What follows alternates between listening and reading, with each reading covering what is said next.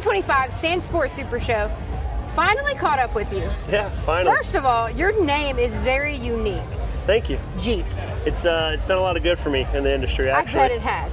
MTS Offroad. So you have a Ranger 1500 here with our long travel kit. Yes. On some massive Mickey Thompsons. 43s. 43s. I love the look of this whole thing. Tell me a little bit about yourself and what you think about the long travel kit. So a little bit about me. I've been in the off-road industry my whole life. My dad built trophy trucks, pre-runners, rails, the whole nine. So born and bred into it.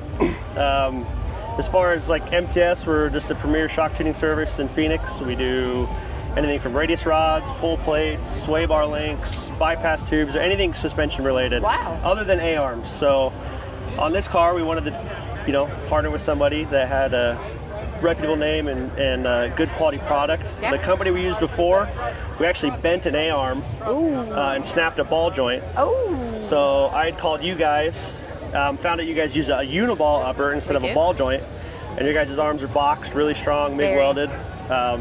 So super happy with it. It's held up with these big tires and portals.